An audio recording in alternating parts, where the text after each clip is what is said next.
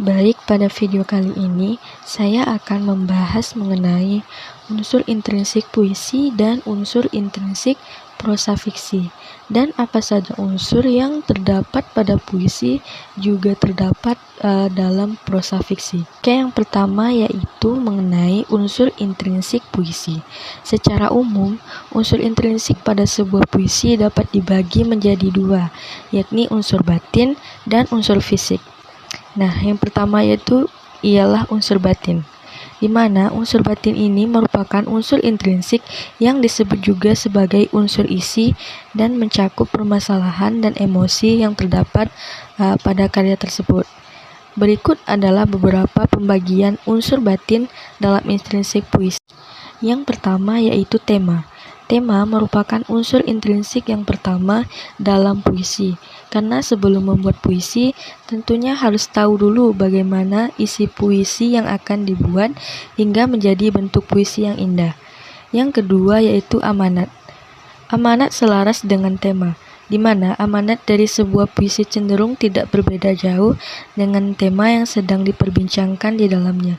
Sebagai contoh, ketika mendapati puisi tentang masalah sosial, mungkin saja di dalamnya terdapat amanat mengenai ajakan untuk mengurangi kesenjangan sosial yang semakin melebar. Yang ketiga yaitu emosi. Dibandingkan dengan prosa, karya sastra dalam bentuk puisi ini lebih jelas menyampaikan perasaan dari penulisnya. Perasaan tersebut dapat tertuang dalam karya puisinya dan dapat dirasakan oleh teman-teman ketika membacanya. Unsur intrinsik puisi berupa emosi ini biasanya juga menyangkut perasaan pengarang terhadap tema yang sedang dibicarakannya.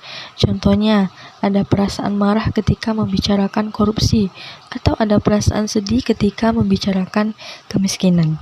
Yang keempat ada tonasi.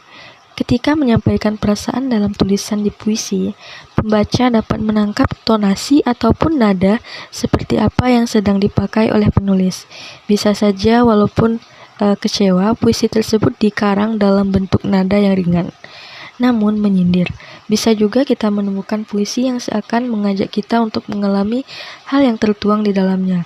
Hal tersebut terjadi karena ada tonasi persuasif di dalamnya.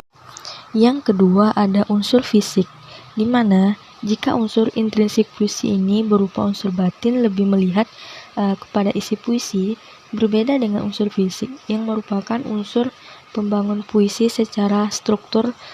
Dalam fisik ini dapat ditemukan ciri khas sebuah puisi dibandingkan karya sastra berupa prosa. Yang pertama ada diksi.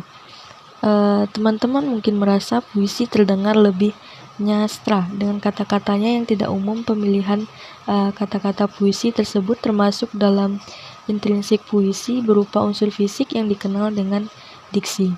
Yang kedua yaitu gaya bahasa. Tidak hanya bermain di pemilihan kata-kata, dalam sebuah puisi akan banyak dijumpai rangkaian kata yang bersifat konotatif, berlebihan ataupun terkesan merendahkan diri. Biasanya tiap penulis cenderung memiliki gaya bahasanya sendiri yang paling mudah dilihat melalui majas-majasnya, seperti personifikasi, metafora, eufisme, bahkan tak jarang ada yang menggunakan majas ironi. Yang ketiga yaitu rima.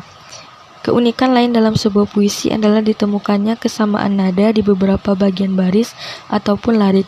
Kesamaan nada atau bunyi tersebut disebut dengan istilah rima. Rima yang kuat biasanya dijumpai pada jenis-jenis puisi lama atau klasik, sementara puisi modern biasanya sudah tidak terlalu bermain rima. Yang keempat atau yang terakhir adalah tipografi. Puisi tidak hanya bermain di kata-kata, melainkan juga di bentuknya. Hal inilah yang dimaksud dengan tipografi, yaitu bentuk puisi secara kasat mata. Selanjutnya yaitu unsur intrinsik prosa fiksi. Yang pertama ada tokoh dan penokohan. Tokoh dan penokohan adalah pelaku cerita dengan sifat dan peranannya masing-masing. Tokoh dapat diklasifikasikan menjadi yang pertama yaitu protagonis, yang kedua antagonis, yang ketiga tokoh pengembang atau berkembang, dan yang keempat yaitu tokoh statis atau yang tidak mengalami perubahan. Yang kedua adalah alur dalam pengaluran atau plot. Alur adalah rangkaian peristiwa yang saling berhubungan karena hubungan sebab akibat. Plot setidaknya akan terdiri dari yang pertama itu orientasi, yang kedua komplikasi, dan yang ketiga resolusi. Yang ketiga yaitu latar.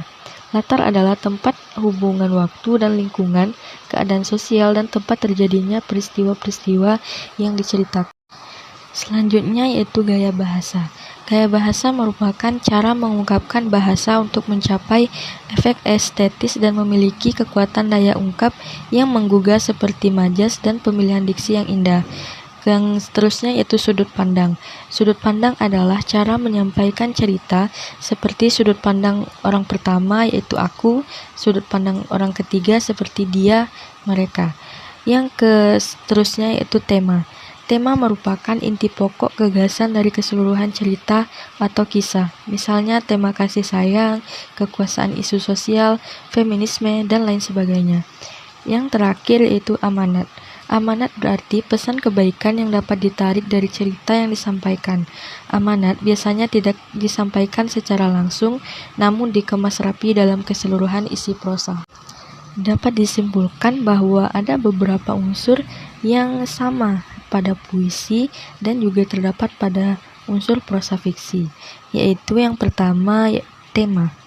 Unsur tema ini sama-sama ada pada unsur intrinsik puisi maupun dalam prosa fiksi, karena unsur ini sangat penting dalam membuat suatu karya. Yang kedua ada amanat, di mana ditemukannya persamaan unsur intrinsik yang dapat ditemukan baik dalam puisi maupun dalam prosa fiksi. Yang ketiga yaitu gaya bahasa. Gaya bahasa ini juga ada dalam unsur intrinsik puisi dan juga ada di dalam unsur intrinsik prosa fiksi. Sekian dulu video pada kali ini dan nantikan video-video seterusnya. Jangan lupa like, comment, share, dan subscribe. Thanks for watching. Please subscribe.